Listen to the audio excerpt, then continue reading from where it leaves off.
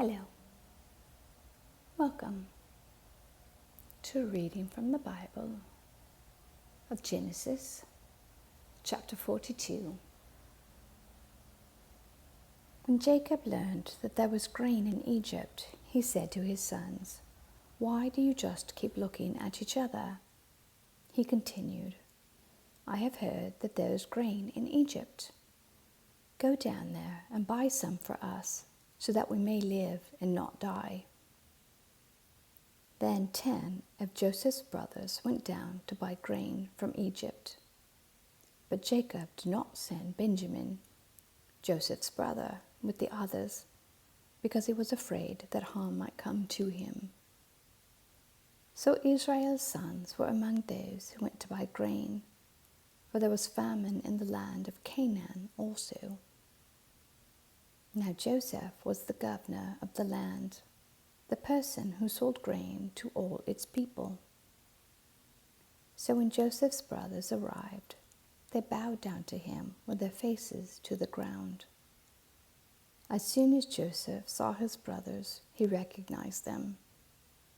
But he pretended to be a stranger and spoke harshly to them. "Where do you come from?" he asked. "From the land of Canaan," they replied, "to buy food."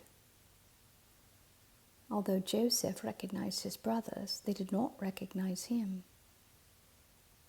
Then he remembered his dreams about them and said to them, "You are spies. You have come to see why our land is unprotected." "No, my lord," they answered. "Your servants have come to buy food. We are all the sons of one man." "Your servants are honest men, not spies." "No," he said to them. "You have come to see why our land is unprotected." But they replied, "Your servants were 12 brothers, the sons of one man, who lives in the land of Canaan. The youngest is now with our father, and one is no more." Joseph said to them, "It is just as I told you, you are spies. And this is how you will be tested.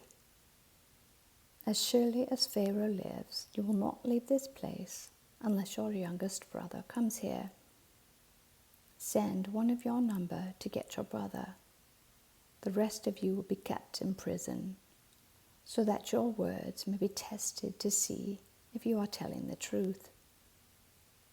If you are not, then as surely as Pharaoh lives, you are spies."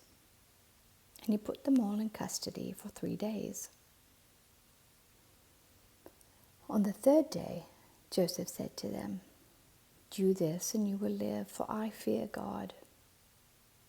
If you are honest men, let one of your brothers stay here in prison, while the rest of you go and take grain back for your starving households.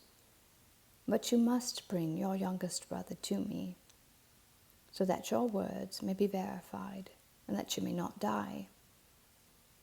This they proceeded to do. They said to one another, "Surely we are being punished because of our brother.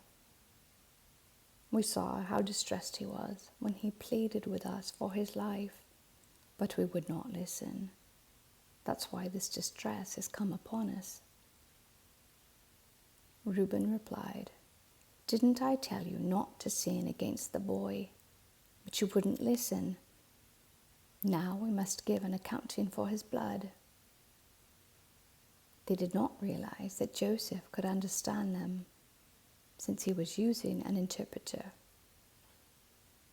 He turned away from them and began to weep, but then came back and spoke to them again. He had Simeon taken from them and bound before their eyes. Joseph gave orders to fill their bags with grain, to put each man's silver back in his sack, and to give them provisions for their journey. After this was done for them, they loaded the grain on their donkeys and left. At the place where they stopped for the night, one of them opened his sack to get feed for his donkey, and he saw his silver in the mouth of his sack. "My silver has been returned," he said to his brothers. Here it is in my sack." Their hearts sank, and they turned to each other trembling and said, "What is this that God has done to us?" When they came to their father Jacob and the land of Canaan, they told him all that had happened to them. They said, "The man who is Lord over the land spoke harshly to us and treated us as though we were spying on the land. But we said to him, 'We are honest men, we are not spies.' We were 12 brothers, sons of one father. One is no more, and the youngest is now with our father in Canaan." Then the man who was Lord over the land said to us, "This is how I will know whether you are honest men. Leave one of your brothers here with me, and take food for your starving households and go. But bring your youngest brother to me, so I will know that you are not spies, but honest men. Then I will give your brother back to you, and you can trade in the land."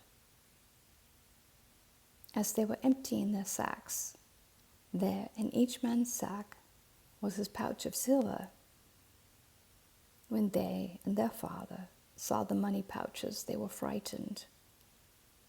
Their father Jacob said to them, "You have deprived me of my children. Joseph is no more, and Simeon is no more, and now you want to take Benjamin. Everything is against me." Then Reuben said to his father, "You may put both of my sons to death if I do not bring him back to you. Entrust him to my care, and I will bring him back." But Jacob said, "My son will not go down there with you. His brother is dead, and he is the only one left. If harm comes to him on the journey you are taking, you will bring my gray head down to the grave in sorrow." Amen. Thank you for listening.